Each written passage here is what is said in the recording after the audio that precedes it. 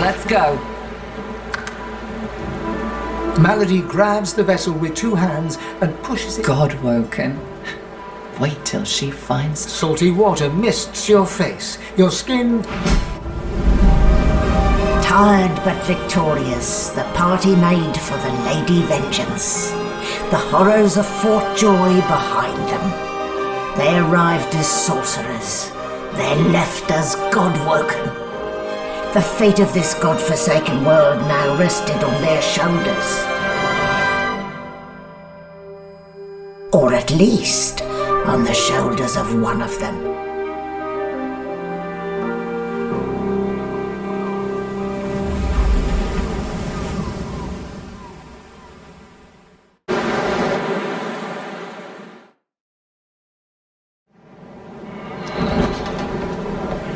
A light sea breeze kisses your cheek and carries away the smell of blood wafting up from the deck.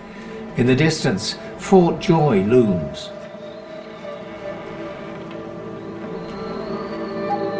I've no sympathy for the... I'll be damned if I ever set foot on that island again. Don't care who I have to bury. A hard-fought freedom, sure. But if spilling blood is bad, it shouldn't be so agreeable. Onward now. The sooner Fort Joy disappears from the horizon, the better. Perhaps the Seekers need help manning the ship.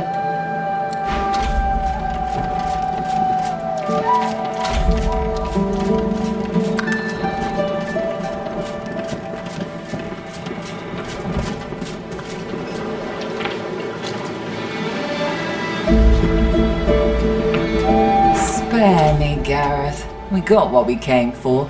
This is what success looks like. I won't see them tossed overboard. Not here. We'll hold a proper service. What's-his-face and so-and-so would want us to get this ship sailing before all else. They died for those God-woken, after all. You know their names, Malady. Can't you even pay them that much respect? Gareth inhales sharply, then catches you out of the corner of his eye and smiles, barely. Our guest stirs. Welcome, Godwoken. Glad to see you safely aboard. Very glad indeed. Not a moment longer than we have to. But we're in something of an impasse. The ship won't move. She's mute. We need to free her tongue. This is barbarous magic. Expedient magic, actually. The ship is made of live wood. It has the spirit of an elven ancestor tree within it. It seems Dallas has found a way to bind that spirit to her. That means only she can control it, unless we can find a way to break the bond.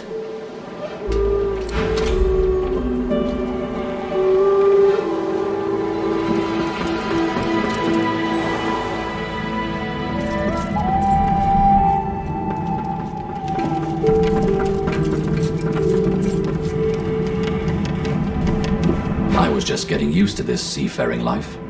You know, we could... From the look in your eye, I gather it's time to grab my things and get back to work. Ready? We'd probably get tired of this view soon enough anyway.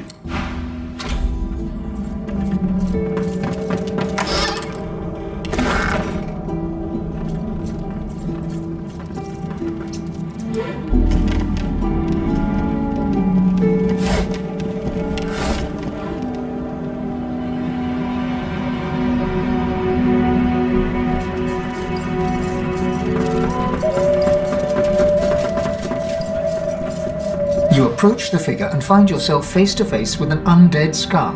Its bone is intricately designed, and a jewel sits on its forehead. Oh, please don't stare. It's tiresome. Yes, you have never seen such a remarkably fine creature in all your short, wretched days. I'm sure you have many fascinating questions. If you must know, there is an excavation site at the Black Pits on Reaper's Coast. I go to seek answers. Ah, yes. I have heard that your people enjoy various fermented fruits and vegetables. It often seemed to be involved in... Pardon? Was that an invitation? Were you trying to initiate some form of mating ritual? Why, that would be excellent! I have been curious about this for some time. The social interactions, the expectations, the mechanics. Come now, let's begin immediately. I shall compile my notes afterwards. Fane grabs your hand and enthusiastically pulls you behind the screen.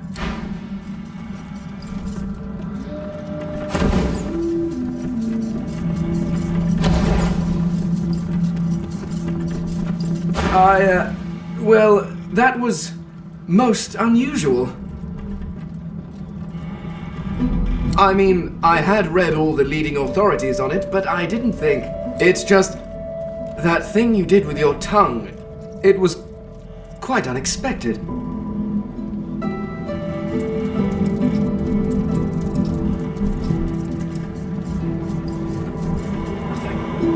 A team? What an interesting prospect. You certainly seem capable in Fort Joy, and a companion on Reaper's Coast could be quite educational. Very well, I am open to this. I believe you normally spit on your palms to seal agreements, but I seem to lack the fluid and the desire to touch you. I hope a hearty verbal agreement will suffice. Excellent. While we are conversing, perhaps you notice that I am rather skilled in, well, all things. Of course, the arcane arts are my little speciality, but being a brilliant wizard does not mean I cannot handle blade or bow. So, which do you require for this enterprise of yours? Ah, you seek a more subtle approach. How surprisingly civilized. Very well. What do you require?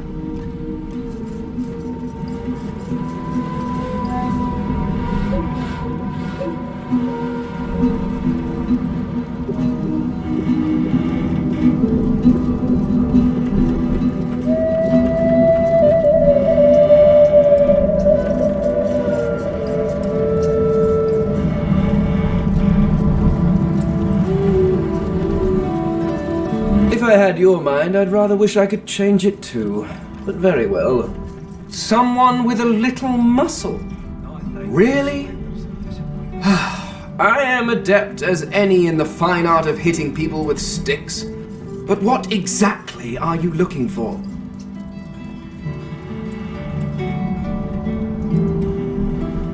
I could do that with one hand behind my spine. Now, shall we get on? There is splendid.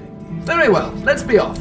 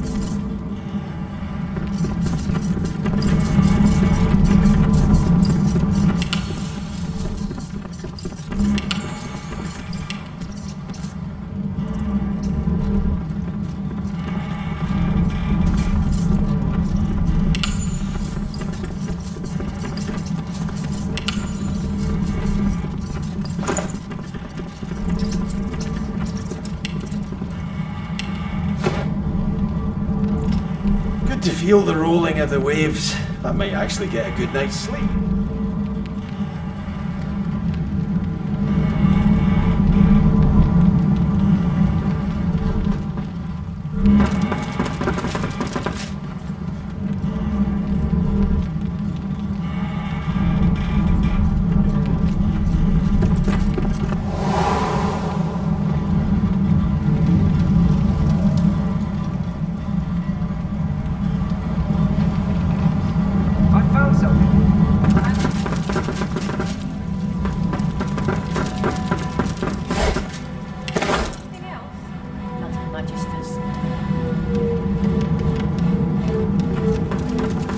The Seeker flexes her arms stiffly.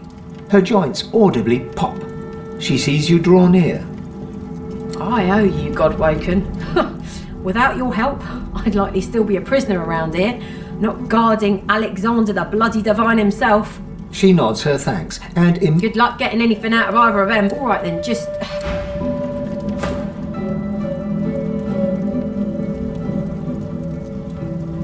Hope you find something useful.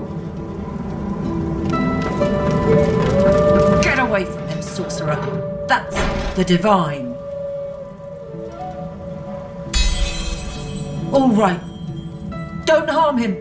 I'll be watching. Bishop Alexander lies supine on a bare wire cot. Though unconscious, his eyes are only half closed. His swollen jaw hangs open at an odd angle.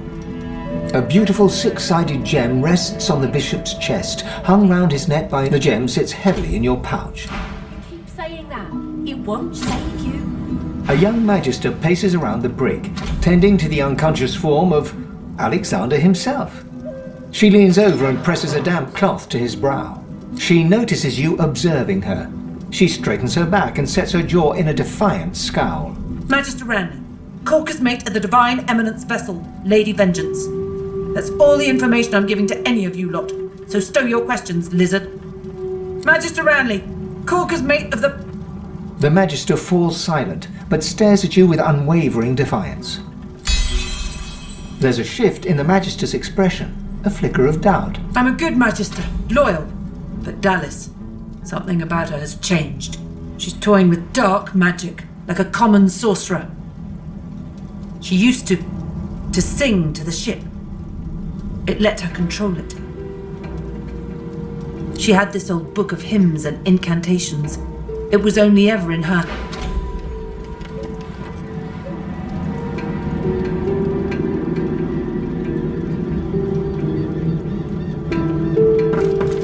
We've braved the joy, and I lust. You're not quite certain you'll ever sleep soundly with Sabine in any sort of proximity.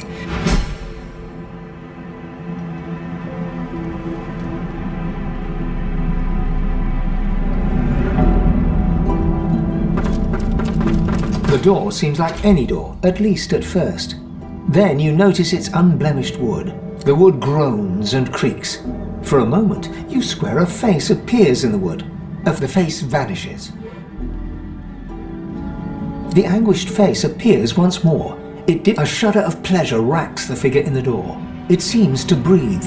All of a sudden, all anguish is gone. It gives you the sternest of looks. No entry allowed. Please use the port side door.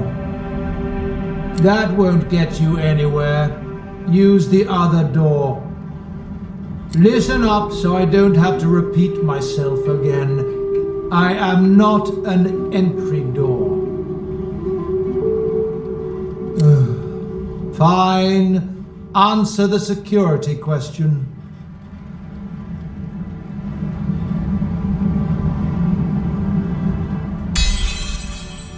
The password is fortitude.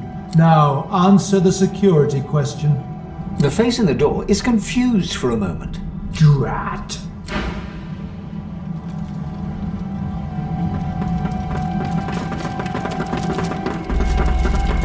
I am summoned. Speak the password. Yes, and yes again. The word is spoken. Welcome to the stateroom.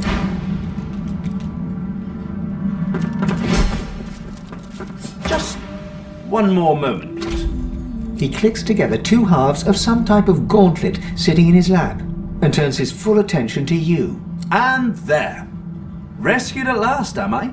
To whom do I owe my thanks? Armor? Such a limiting word, but yes, it serves that purpose, amongst others. Dallas has been keeping me prisoner here, but I try to keep working on my own projects when I can.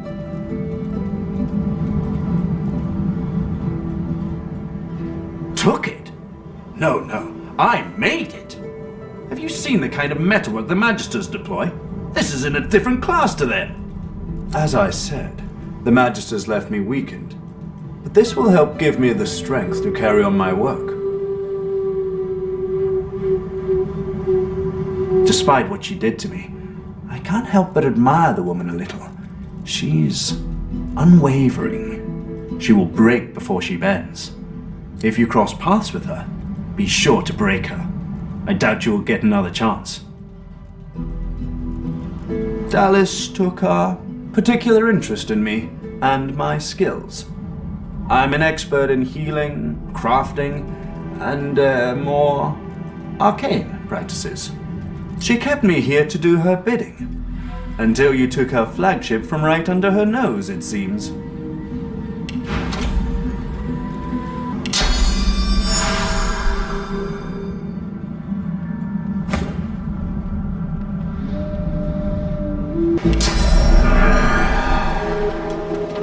Before you is a towering figurehead carved in the likeness of a dragon.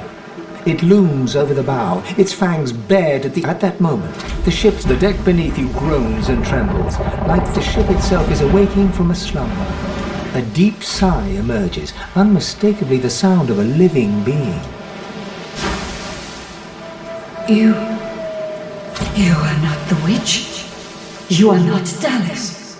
You sang the song. Now you must decide my fate. Are you to be my new master? Perhaps lizard blood does not truly run, but I cannot be free again. The ship's awake. Good. Is she ready to sail? A slow, toothless smile stretches across her face. To driftwood, then. It most certainly is. Forward.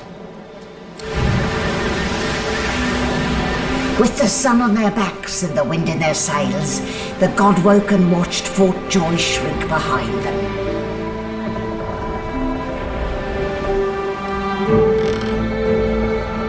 But their capture of the Lady Vengeance had not gone unnoticed.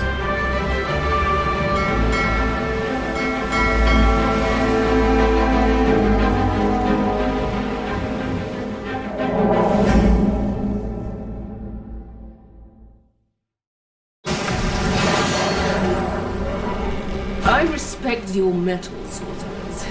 You steal my ship, kill my bishop and ally with demons, but you have no idea what you're really dealing with.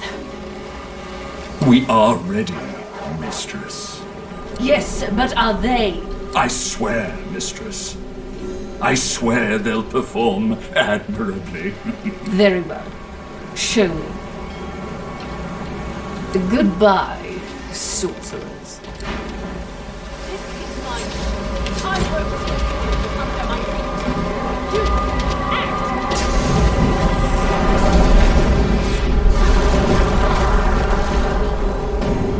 Oh, for the love of the void. Listen up. We can't win this one, but I can get us to safety. You'll need to buy me time. Show us what you can do, Godwoken. Godwoken? Parasites, rather. I'll take care of it, mistress.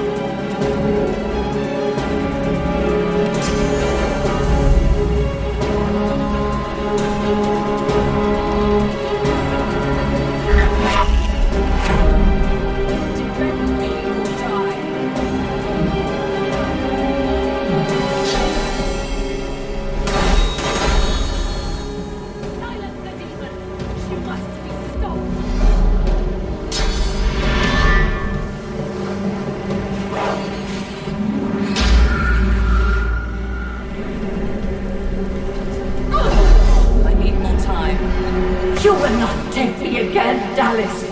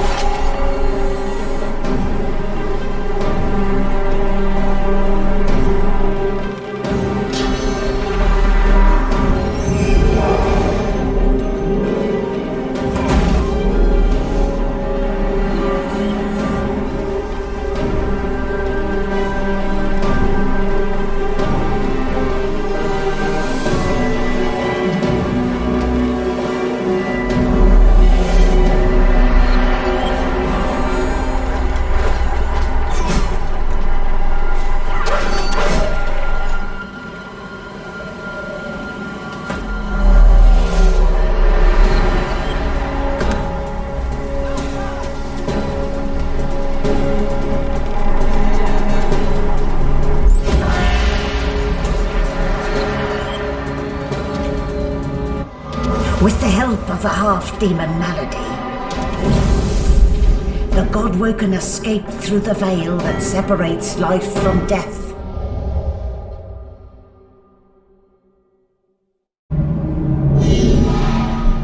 The air here has a familiar smell, like the place you grew up. Old memories begin to well within you, but the sweet sour smell of decay suddenly punctures them. The air is silent and still around you. No.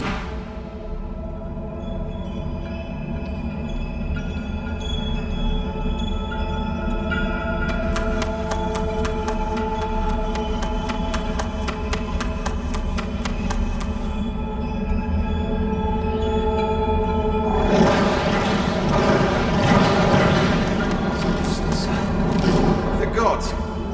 Are they dead? How can this be?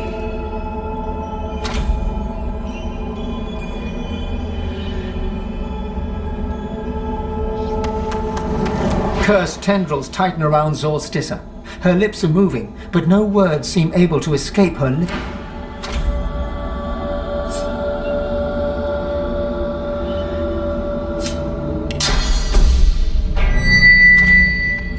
As the cursed tendrils slacken, dos2 inhales deeply, air wheezing into her throat. Wheezes become a hum, then a gently wavering song. A champion I called. My champion did come. First among my chosen, first among them. Together we gazed into the black. We turned our backs to it. We turned. You have come. My prince, my chosen. It is not too late. Not yet. But yes. And while we quibbled, an enemy greater than any one of us stole in like a thief in the night. But here you are, my chosen. I saw it as I drifted here, at the midpoint between reality and oblivion. I saw Rivalon. But there was no Rivalon. There were no people, no ancient empire, none of our people, none of our great works. I grow cold now, even thinking about it. It was a vision of the void, and it made me tremble with fear. You must obey me. Soon the Seven will be nothing but morsels in the maws of the void. Unless you do as I bid you. You have already set loose some of the powers locked within you. But there is a great well of possibility as yet untapped. You cannot stop until you ascend to the highest heights of your power. You cannot stop until you become divine. Like Lucian, you will be called to unite the powers of the Seven against the Void. Like Lucian, you will lead our proud people to preeminence. But, unlike Lucian, your weakness will not lead you to foolish failure. She opens her mouth to respond, but stops dead. Her head jerks from side to side, searching for something unseen. You must hurry. I hear it singing to me. Fire and ice, death and skulls, blackness, blackness, go! White-hot cold pierces your heart like a blade. You are frozen to the spot. The burning cold pumps through you like a curse, and then...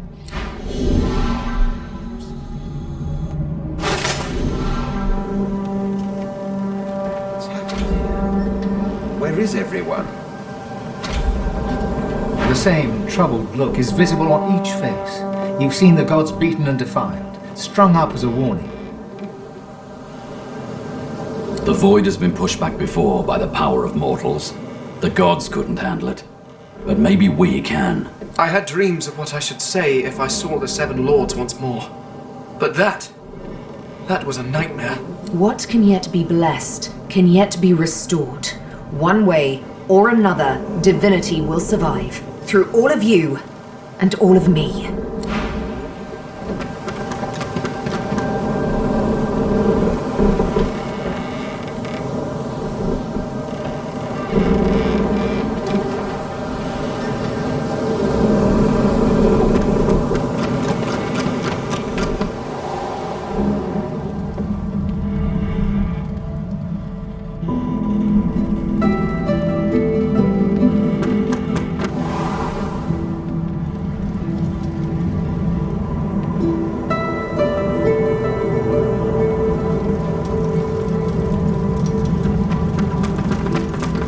Where have you been? I can't keep this up much longer. We need to go.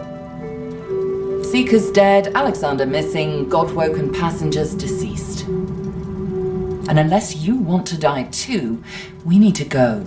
Now. There's no time. I can't hold us here. Brace yourself. This might hurt. A lot.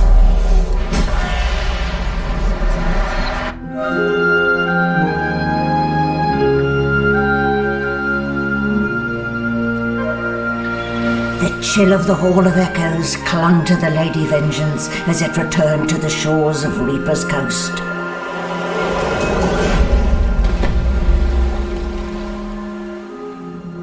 The Godwoken were alive, but what of the gods?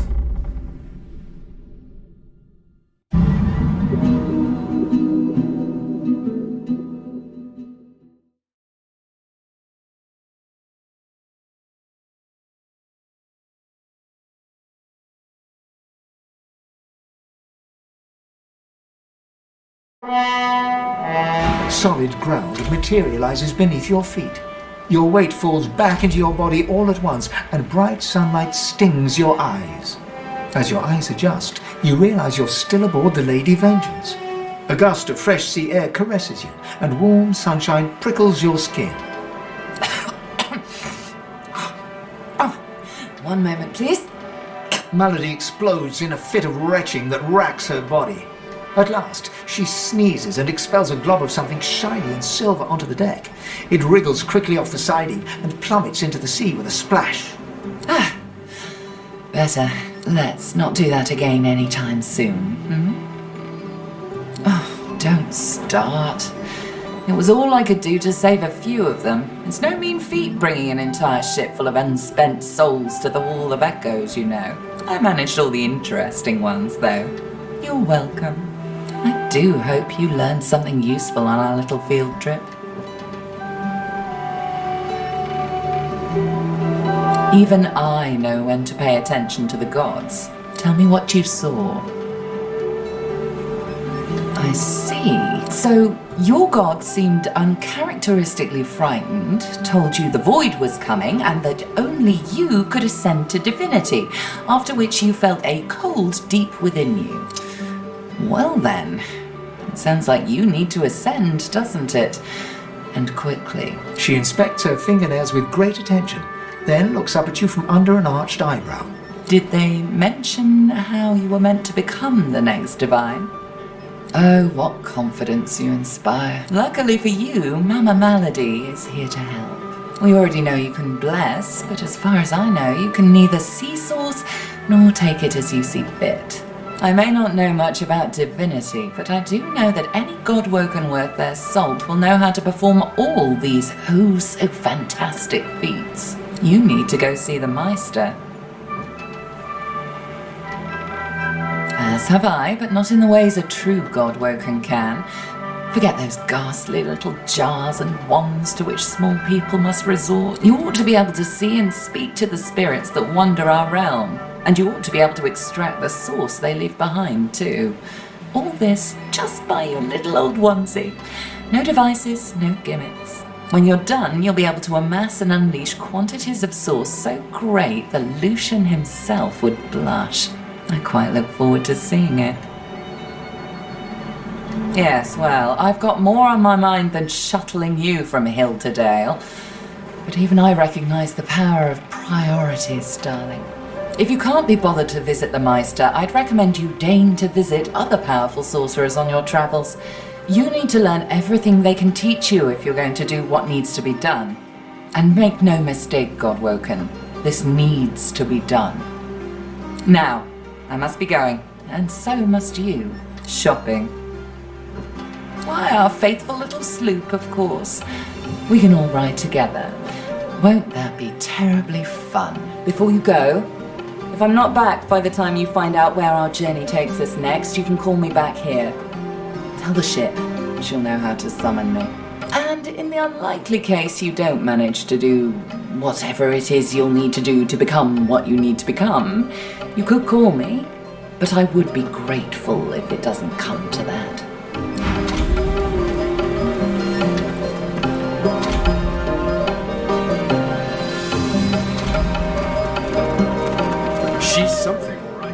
I question Sievert's trust in her, but Malady's usefulness is self-evident.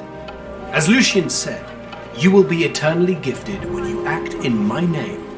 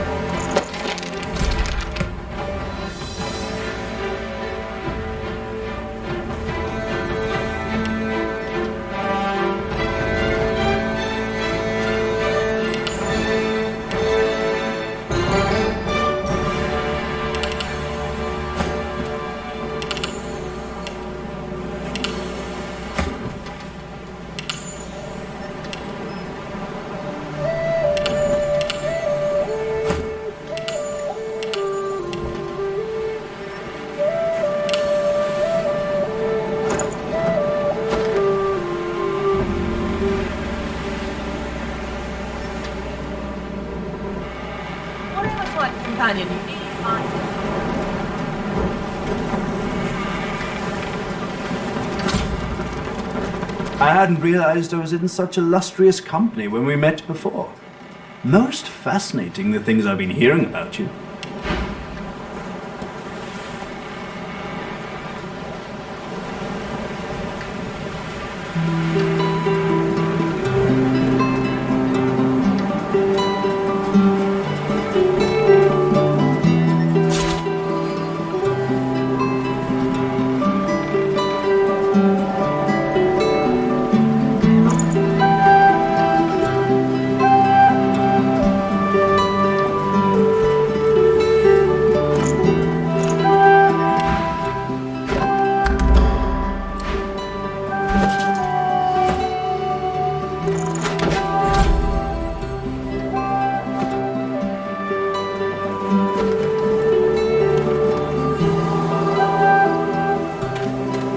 Here we are, Reaper's Coast. We made it. You celebrate too early. To be God-woken is all well and good, but above all, I've yet to find the Master. Somewhere further inland, Roost Anlon breathes.